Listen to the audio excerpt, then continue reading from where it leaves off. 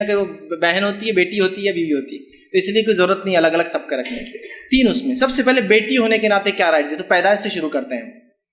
بیٹی ہونے کے ناطے کیا رائٹس دی؟ اسلام نے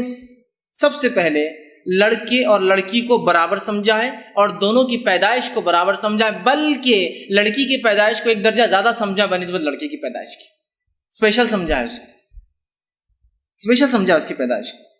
تو اسلام اتنی سیکیورٹی دیتا ہے، چونکہ ابھی وومنس رائٹ ہے اس لیے ہم دوسری طرف نہیں جائیں گے، ہم صرف عورتوں کی حد تک بات کریں گے کہ اسلام میں بیٹی کی اتنی اہمیت ہے۔ استری بھرون ہتیا جس کو ہم کہتے ہیں، جو ہے فیمیل انفینٹیسائڈ، بہت عام ہو چکا ہے، لوگ لڑکیوں کو مار رہے ہیں، اتنے اس کے خلاف مشن چل رہے ہیں۔ اسلام نے تو 1500 سال پہلے 15 سینچری بیک اس کا اعلان کر دیا تھا کہ فیمیل انفینٹیسائڈ یہ سخت جرم اور حرام ہے۔ اس زمانے میں، جس زمانے میں عرب اپنی لڑکیوں کو پیدا ہوتے ہی دفن کر دیتے تھے زندہ، یہ وہ ٹائم پہ ایک رائٹ دی، اور وہ رائٹ یہ دیا جو کہ قرآن نے سورہ تکویر سورہ نمبر 81 آیت نمبر 8 اور 9 میں کہا، وَإِذَا الْمَوْءُودَةُ سُئِلَتْ بِأَيِّ ذَنبٍ قُتِلَتْ، کہ اس لڑکی سے روز قیامت جس کو پیدائش سے پہلے یا اس کے بعد قتل کیا گیا تھا، سوال ہوگا اس لڑکی سے، بِأَيِّ ذَنبٍ قُتِلَتْ، تجھے کس جرم میں تیرے والدین نے قتل کیا؟ ماں باپ سے پوچھنی ہوں گی۔ اس سے مفسرین لکھتے ہیں یہ اس لیے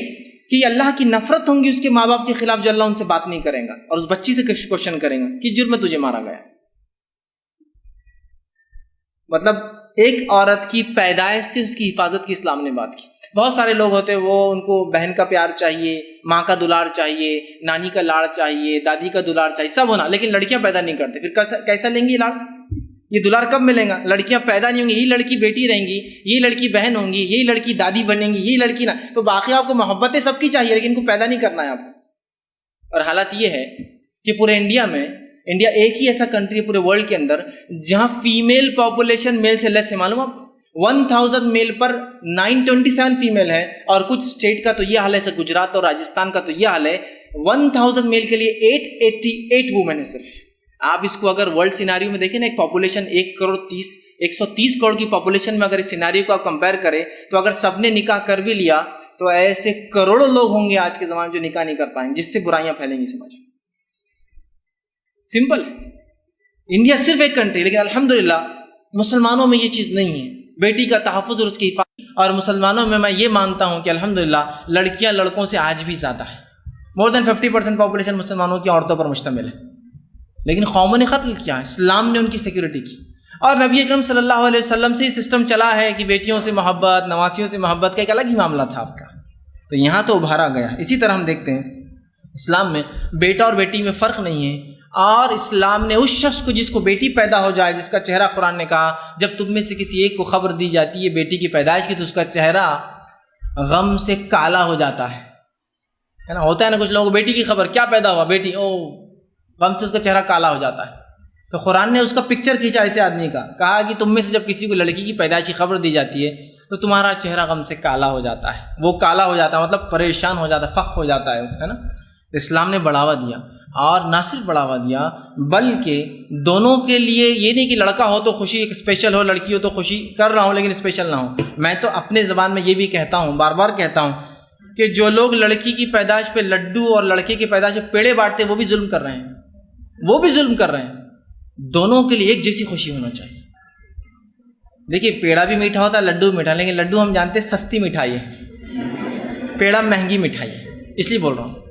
برابر۔ ہاں اس سے مہنگا کچھ لڑکی کے لیے دیجیے آپ، الگ بات ہے، پھر میں کچھ نہیں کہوں گا کہ آپ نے تو اس سے مہنگی مٹھائی لا لی، کاجو کتلی بانٹا آپ نے، ٹھیک ہے کوئی مسئلہ نہیں، لیکن ناقص مٹھائی بانٹ کر آپ ان کا درجہ چھوٹا مت کیجیے، ان کے مقام کو مت گرائے جس کو شریعت نے اٹھایا ہے۔ مسند احمد کی روایت ہے، نبی اکرم صلی اللہ علیہ وسلم نے کہا، ایک بار صحابہ جمع تھے، کہا کہ جو شخص 3 لڑکیوں کی جو ہے پرورش کرے، ان کو تعلیم دے اور ان کا نکاح کر دے، وہ میرے ساتھ جنت میں جائیں گا۔ ایک شخص اٹھا اور کہا 2 کے بارے میں کیا ہے؟ تو کہا 2 والا بھی جائیں گا۔ اور عبداللہ ابن عباس جو حدیث کے راوی ہے جنہوں نے اس کو نریٹ کیا، وہ کہتے ہیں اگر اللہ کے رسول سے 1 کا بھی پوچھا جاتا تو آپ یہی کہتے ہاں بول کر، لیکن پوچھا نہیں گیا، لیکن 2 تک تو بات طے ہے۔ 3 اور 2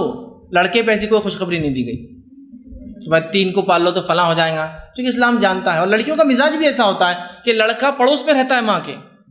اور باپ کے، اس کو خبر نہیں ہوتی، لڑکی پتہ نہیں کہاں امریکہ میں بیاہ دی ہے، وہاں سے روز فون کر کے پوچھتی ہے امی کیسے، ابا کیسے، تو ان کی محبت بھی ایسی ہوتی ہے، تو اسلام نے کہا ان کا درجہ بھی ویسا ہے نا، پڑوس میں ہو کے نہیں پوچھتی، وہ دور سے فون کر کے پوچھتی ہے۔ تو بہرحال اسلام نے ان کو خاص مقام دیا ہے، کہا 3 کو جو کر لے کامیاب، 2 کو کر لے کامیاب۔ ایک کبھی پوچھا جاتا تو آپ یہی کہتے ہیں۔ ایک مرتبہ ایک حدیث میں آتا ہے کہ آپ صلی اللہ علیہ وسلم کے پاس ایک صحابی نے، ان کا بیٹا آیا، اس سے محبت کی، لاڑ کے اور بٹھا لیا، بیٹی آئی تو کچھ نہیں کیا، تو آپ نے کہا تو نے ظلم کیا، تو نے ظلم کیا، تو نے جیسا اپنے بیٹے سے محبت کی تھی بیٹی سے ویسا کرتا۔ اسلام نے ظلم مانا اگر تم ایک کو پیار کرتے ہو اور دوسرے کو نہیں کرتے ہو، اگر وہ لڑکا اور لڑکی، تو اسلام نے دونوں کو برابر تھی۔ بیوی ہونے کے ناطے کیا